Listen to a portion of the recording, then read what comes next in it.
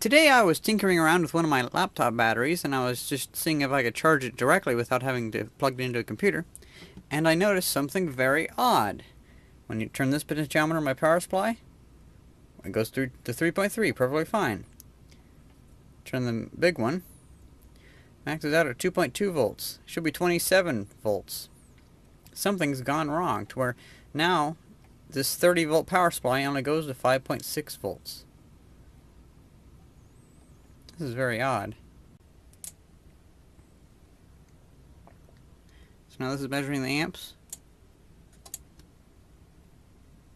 Yeah, it's not pulling much power at all. So that's good. That's how it normally operates. So this is operating perfectly fine. See, whenever you normally bring the voltage up, you have like 0 to 6 volts, and then when you pass like 6 or 8 volts or whatever, you hear the relay click in there, so it switches to like mode 2.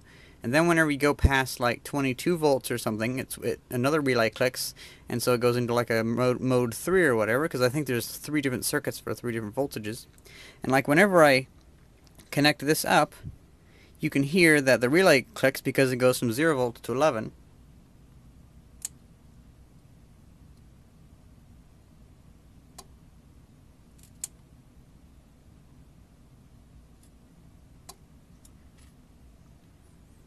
It's very strange. I really don't know what's going on here. I'm thinking whatever is in between this potentiometer and controlling the transformer is not getting the signal of this going high enough, or somehow it's not switching it to go to the other setting or the other mode or whatever.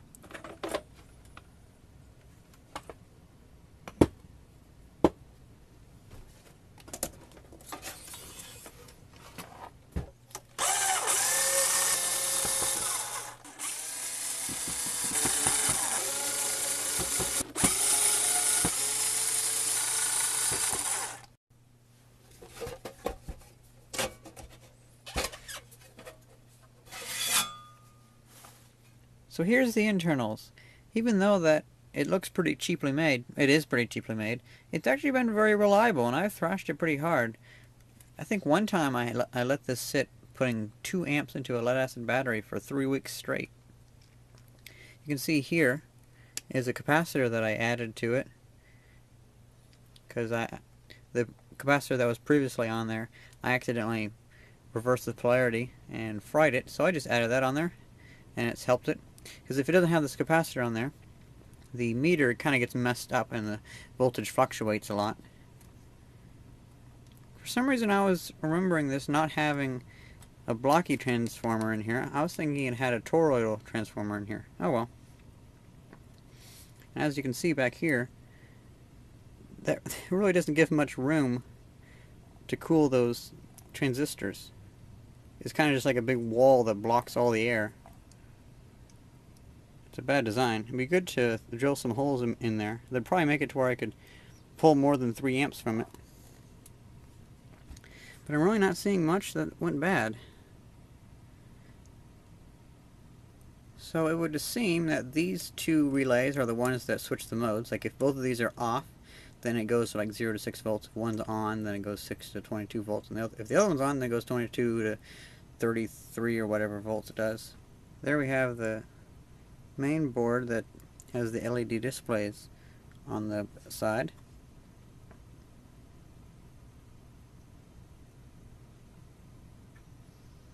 Those variable potentiometers are kind of all over the place. That one in the middle is kind of just not really on the board. The front meter on this thing has always been like 0.2 of a volt off, so I think I'd probably fix that by adjusting these potentiometers in here. I've just been too lazy, and 0.2 of a volt, it's not really that big of a deal.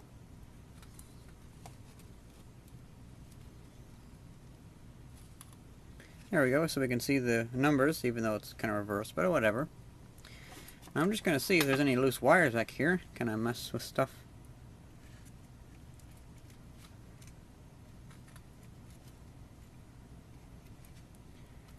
I hope it's just a wire, because then that'd be easy to fix.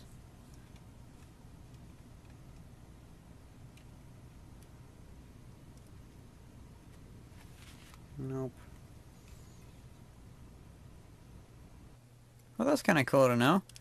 I could always take this transformer out and use that to give 10 volts, 22 volts, and 38 volts. That's pretty cool.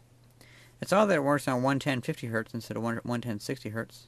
Because we have 60 hertz AC here, and I've heard that you shouldn't mix 50 hertz and 60 hertz, at least with electronics and stuff like that, because the transformers are made differently. So that's odd.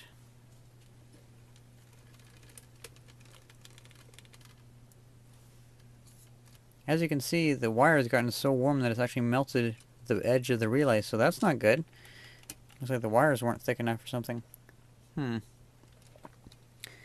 that resistor looks like it's gotten hot enough to like kind of warp it, because sometimes when these resistors get really hot, they kind of get a little like wrinkly almost. At least I found they do. Okay, so these relays are SRD-12 volt DC-SL-C. That's just whatever they are. And I looked up the data sheet, and it seems that you have 5 pins on each one. So this is one, and this is another one. Now how this works is these are the 2 outputs for the relays, and this is the input. You put power to these 2 pins, and that's the coil that goes between these 2 pins. And then if it's off, this wire is connected to this pin.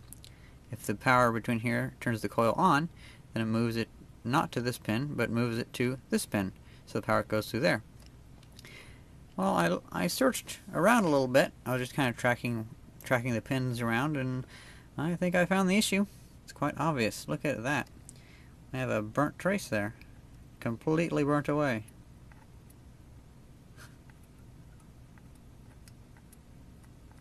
That must have taken a lot of power.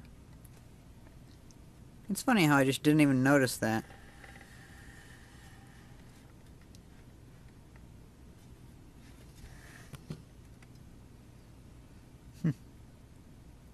So I say I'll just get a little jumper and connect this side to this side and see if that fixes anything.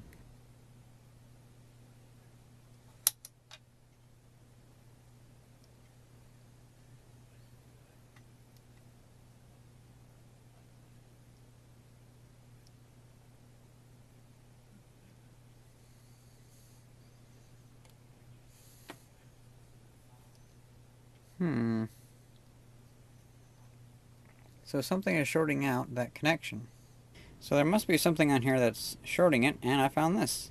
This capacitor is reading 0.2 ohms of resistance. It means it's shorted out. This other one, it's kind of weak. The big one here, this one. But it seems to be okay. It's rated for 6,000 microfarads, and my reader only gives 2,200 microfarads. But whatever. If it still works, whatever.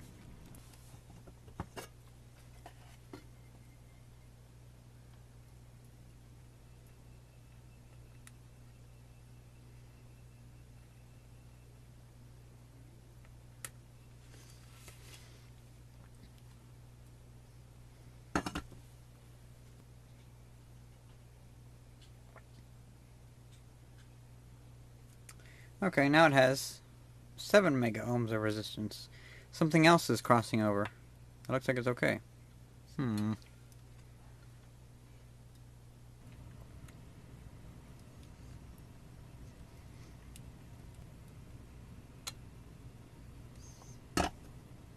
So I've spent a couple hours, and still haven't been able to find the issue. I put the capacitor back in, and I think that this isn't worth it, because it still does have some functionality. It'll be great for recharging alkaline, nickel, cadmium, and lithium-ion batteries. And the thing about these is they're just so cheap and cheaply made that it's easier just to get a new one every year. Because I only paid like $70 for this one. And I think I see some on eBay now for only $50. So I think it'd be a good idea just to get a new one, instead of trying to fix the same one over and over again. So in the end, it has crippled itself, but I would say that it's really not worth fixing because it still does serve a purpose. there's been many times that I've wanted to have two power supplies. One for my regular experiments that go from 0 to 30 volts, but then just another one that just for batteries, because sometimes when you have a bunch of batteries that you need to charge, it's annoying when you only have one power supply. Or whenever you're doing an experiment on your main power supply and you have to turn it off in order to charge batteries on it. 'Cause that can just be very annoying. But with this one, it still works perfectly fine up to 5 volts.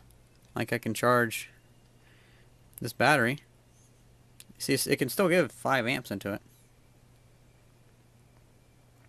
So yeah, I think I'm just going to go on eBay and buy myself another one for like 50 or 60 bucks.